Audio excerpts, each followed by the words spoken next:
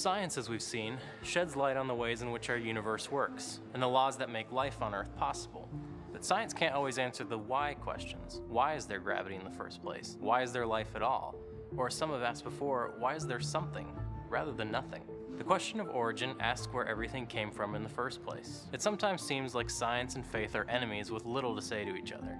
But actually, there was a time when science and faith were understood as friends. Theology, the study of God, was considered the queen of the sciences. And some of the greatest scientific heroes were Christians who made their discoveries in light of their belief in God's presence in the universe. Their faith was the foundation for their research. Is it possible to go through life without thinking about the hows and whys of the universe at all? Sure.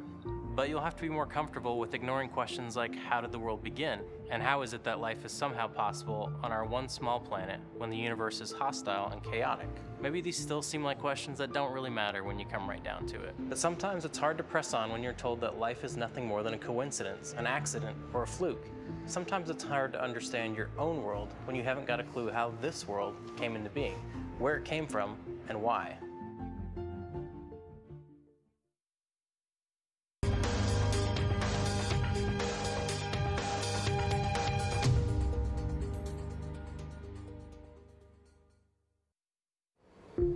We're back now with my dad, Ravi Zacharias. Dad, thanks for being here. We've been talking about the issue of science and our origin. When it comes to science and faith in God, can science prove that there is a God? Science is just one of the disciplines of testing truth claims.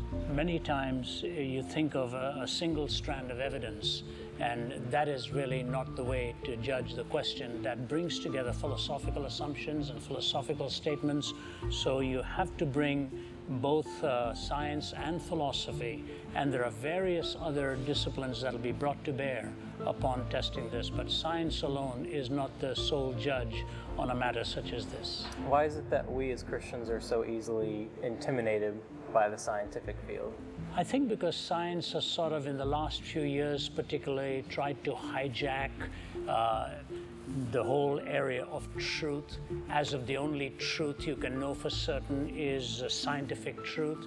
When you think about it in terms of life and its major challenges, moral reasoning, issues of romance and love and values, all of the metaphysical questions that come to bear when you're making decisions in your day-to-day life, these are not scientific questions. These are questions of value and worth that is outside of the purview of science. But science, when it becomes this kind of an authoritative discipline, intimidates people, and you're afraid of making any claim to any truth if you cannot justify it in scientific terms. I mentioned earlier in the discussion that a number of years ago, theology and science used to be considered co-equal in terms of their authority. Was it a mistake to depart from that? You know, it used to be, theology used to be called the queen of the sciences, and then theology got evicted from the academy, and they made it religion and the departments of religion. And of course, religion is humanity's search for spiritual values. Strictly speaking, theology was God's search for man as it was understood in the Judeo-Christian framework. That parting of the ways has been unfortunate because there have been great scientists, Isaac Newton, Faraday, and you come into more recent times, you've got Francis Collins, John Polkinghorne, one of the world's leading quantum physicists, who was the dean at Queen's College in Cambridge, under whom I studied. Great scientists, great followers and believers in Jesus Christ. Our own colleague, John Lennox, who's professor of pure mathematics at Green College in Cambridge as well. So to make this dichotomy is something that strident atheists have done, and it's a false dichotomy. They have converging points at which they ought to meet and do meet. We always hear the term evidence, and it's kind of hammered away, evidence, and the importance of it.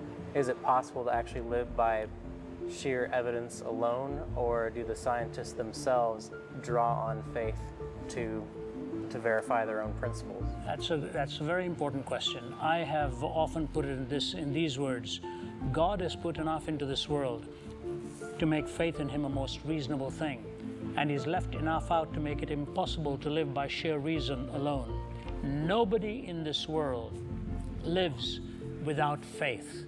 The only difference is whether your faith is based, is more like credulity or no evidence of any kind, or your faith and reasoning converge very well. You get into a plane, you get into a car.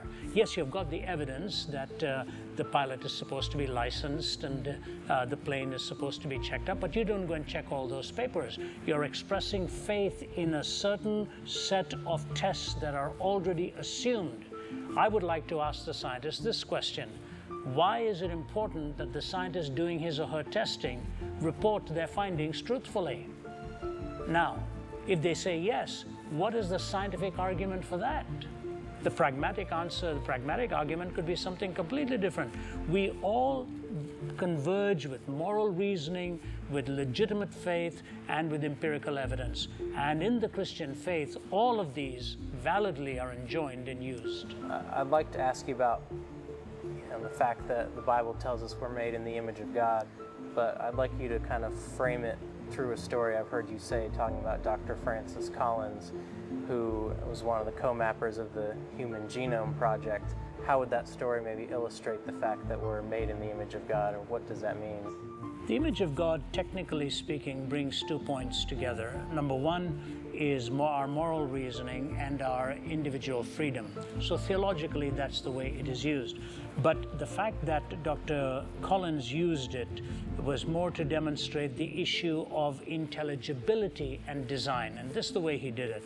When he showed the stained glass window from York Minster Cathedral in England, and the people just looked at the screen and marveled at the beauty of it, thousands of cut pieces brought together, nobody would have even questioned whether it happened by accident or whether somebody designed it. They were quite taken by it.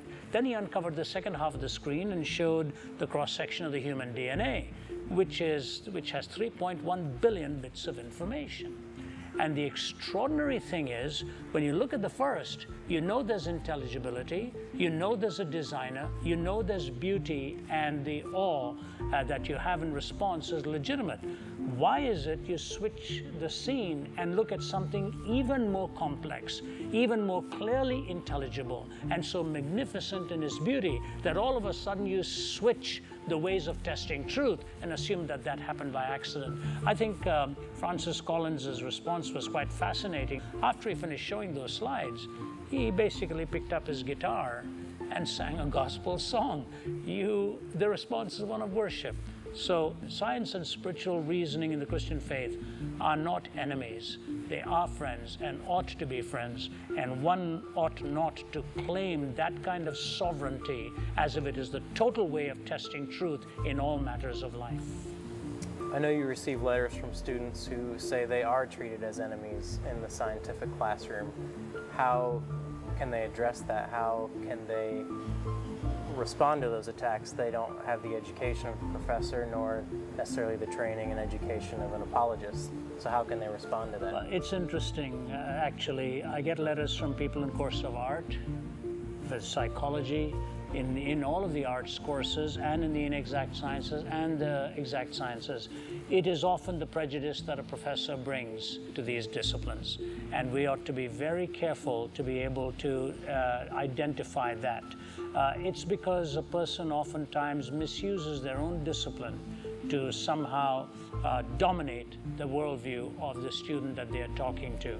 I put it this way: life at its core is sacred, meaning it's of essential worth. And there is no scientific discipline in this world that can attribute that kind of essential worth to every human being. And the fact that they make that assumption that science is the sole discipline, but at the same time consider their opinion valuable because they're valuable, is actually borrowing from outside science to justify the authority that they are assuming in order to give themselves credit. Well, thanks very much, Dad, and we'll talk to you again. Thank you.